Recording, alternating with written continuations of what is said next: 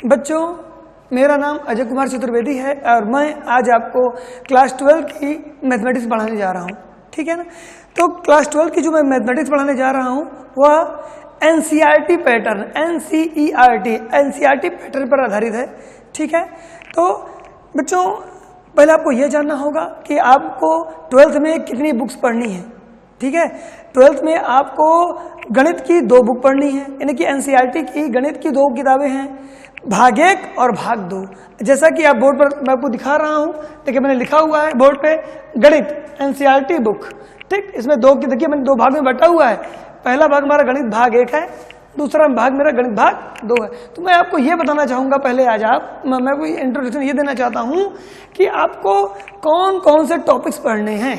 ठीक है। तो कौन कौन से टॉपिक्स पढ़ने हैं, तो मैंने सारे टॉपिक्स पहले से बोर्ड पर लिख दिया हुआ है। ठीक, आप देख रहे होंगे। और दूसरी बात, मैं आपको इन टॉपिक्स के सामने कितने नंबर के आएंगे ये सारे टॉपिक्स वो भी मैंने लिख दिया हुआ है।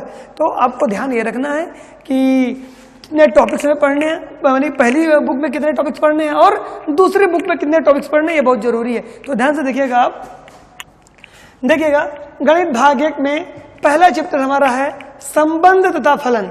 संबंध तथा फलन, इसको अंग्रेजी में हम रिलेशन एंड फंक्शन बोलते हैं। ठीक, और यह कितने नंबर का आएगा, इससे आपके 6 नंबर का क्वेश्चन आएगा बच्चों।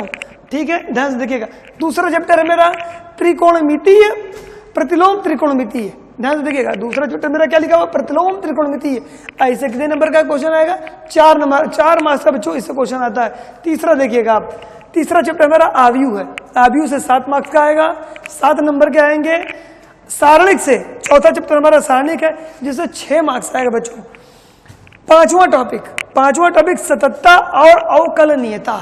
सततता और अवकलनीयता, इससे ये आपका 5वां टॉपिक है और इससे कितने नंबर के क्वेश्चन आएंगे, इससे 10 नंबर के क्वेश्चन आएंगे। ध्यान सुनिएगा बच्चों, ये सततता और अवकलनीयता, ये जो आपको अवकलनीयता आप यहाँ देख रहे हैं, इसी जगह मुझे अवकलन पढ़ना है, मुझे डिफरेंशिएशन पढ़ना है। ठीक, जो अवकलनीयता है आप एनसीईआरटी की बुक में देखेंगे, इसमें 90% आपका अवकलनीयता दिया हुआ है। अवकलनीयता के अंदर अवकलन दिया हुआ बच्चों। तो इस बात को ध्यान रखिएगा कि आपको इसके अंदर अवकलन पढ़ना है। और अवकलन आपने क्लास 11th में भी पढ़ा हुआ है। तो जो आप क्लास 11th में अवकलन पढ़ा हुआ है, उसमें था सीमा तथा अवकलन। तो सीमा तथा अवकलन जो चैप्टर था, तो उसमें सीमा आपको नहीं पढ़ना, आपको अवकलन पढ़ना है। तो अवकलन जो आपने 11th में पढ़ा हुआ है, उसी का एक्सटेंडेड रूप पढ़ना है, उसका थोड़ा अधिक पार्ट है, वो मुझे कहाँ पढ़ना है, इस अवकलनीयता में पढ़ना है। याद रखिएगा, इसमें पूरा लगभग में अवकलन ही है। आइए इसकी बात करते हैं। 10 नंबर का आएगा। और ये अवकलन के अनुप्रयोग, जितना आपने अवकलन सीखा उसका प्रयोग हम करेंगे 6वें चैप्टर में। अवकलन के अनुप्रयोग, या अनुप्रयोग का अर्थ प्रयोग से है, यानी कि इसका उपयोग कहाँ कहाँ होगा, अवकलन का उपयोग हम कहाँ कहाँ करेंगे। इसमें भी बच्चों कई टॉपिक्स आपके हैं। सारे टॉपिक्स मैं आपको आगे चल के बताऊंगा। जब मैं ये चैप्टर स्टार्ट करूंगा तो मैं आपको इस टॉपिक के बारे में भी, ये जो चैप्टर आपका, इसके बारे में भी पूरी जानकारी दूंगा। और इससे कितने नंबर का क्वेश्चन आएगा, 10 मार्क्स का। अब आते हैं हम भाग 2 में। अब ध्यान से देखिएगा, भाग 2 में आप देखिएगा, भाग 2 में सबसे पहले आता है समाकलन। ठीक, समाकलन 2 पार्ट में डिवाइड है। इसको अंग्रेजी में इंटीग्रेशन बोलते हैं। अंग्रेजी में क्या बोलते हैं, इंटीग्रेशन बोलते हैं। तो इंटीग्रेशन में 2 है। एक है अनिश्चित समाकलन। अनिश्चित का अर्थ होता है जो निश्चित न हो। ठीक, जिसकी निश्चित न हो उसे हम अनिश्चित बोलते हैं। और अनिश्चित, और दूसरा है निश्चित समाकलन। तो इन दोनों को मिला करके हमारा कितने नंबर का, 10 नंबर का क्वेश्चन हमारा समाकलन से आता है बोर्ड में। याद रखिए। अब आते हैं हम दूसरा, समाकलन पढ़ा तो समाकलन के अनुप्रयोग भी आप पढ़ेंगे। जैसे यहाँ अवकलन पढ़ा था, अवकलन का अनुप्रयोग हुआ, वैसे ही समाकलन ये है और ये समाकलन का अनुप्रयोग है। ये कितने नंबर का आएगा, 6 नंबर का आएगा। इसके बाद का बच्चों टॉपिक आता है अवकल समीकरण।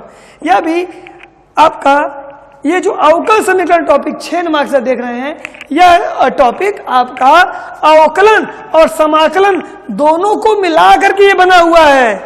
अवकल समीकरण जो आप पढ़ेंगे, अवकल समीकरण जो 6 नंबर का आने वाला है बोर्ड में आपके, ये अवकलन और समाकलन दोनों को मिला करके निर्माण होता है किसका, अवकल समीकरण का।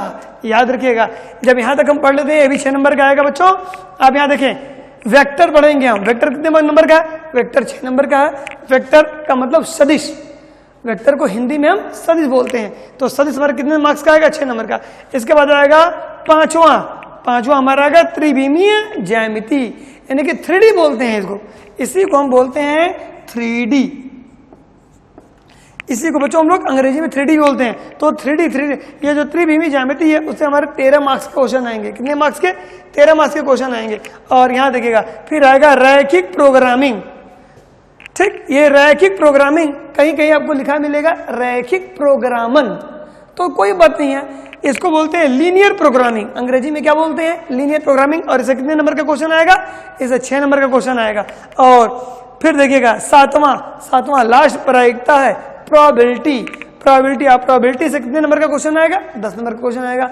ये आप ध्यान से सुनिएगा, ये 2 चैप्टर हमारे आपने 11th में भी पढ़ा हुआ है। पहला कौन सा? संबंध तथा फलन, दूसरा कौन सा? प्रायिकता। ये दोनों आपने 11th में ही पढ़ा हुआ है। उसी का एक्सटेंडेड रूप, उसी को बढ़ा करके उसमें और आगे क्या पढ़ना है वो आपको 12th में दिया गया है। तो संबंध तथा फलन और क्या? प्रायिकता। और एक तीसरी चीज जो आपको 12th में बढ़ा के पढ़नी है, वो जो कि आपने 11th में पढ़ा हुआ है, वो है अवकल। आपने 11th में अवकलन पढ़ा है, ठीक है, और लेकिन 12th में वहां पर अवकलनीयता लिखा हुआ है बच्चों, ठीक है ना।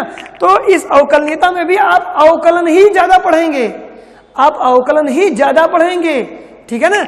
लेकिन अवकलन का वो कौन सा रूप होगा?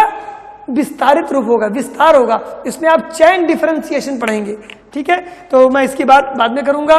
तो आप पहले एक बात और देख ले बच्चों, हमारे पास ये टोटल जो नंबर होगा पूरा 100 मार्क्स का पेपर होता है, याद रखिएगा। कितने मार्क्स का? 100 मार्क्स का पेपर होता है। 100 मार्क्स में आप देखिएगा तो इस बुक से, पहले बुक से 43 मार्क्स आएगा, ठीक।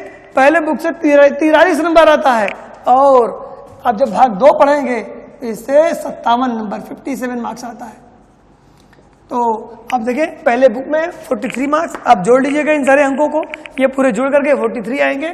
आप इनको भी जोड़ लीजिएगा, पूरे अंक आपके सामने लिखे हुए हैं। ये दोनों मिला के 10 नंबर है, यहाँ पे 6 और ये 6, 13 मार्क्स, 6 मार्क्स और 10 मार्क्स। और जब ये पूरा जोड़ेंगे तो 57 आएगा। कहने का ओवरऑल ये बच्चों कि आपको 2 बुक्स पढ़नी है और दोनों को बहुत ध्यान से पढ़ना पड़ेगा। और एक बात और कि आपको 11th के भी कुछ चीजों को पढ़ना पड़ेगा।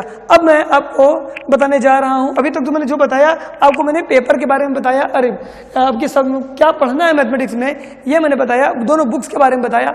अब मैं आपको ये भी बताना चाहता हूं कि आपके जो पेपर आते हैं वो कितने नंबर के आएंगे और कैसे आएंगे, ठीक है।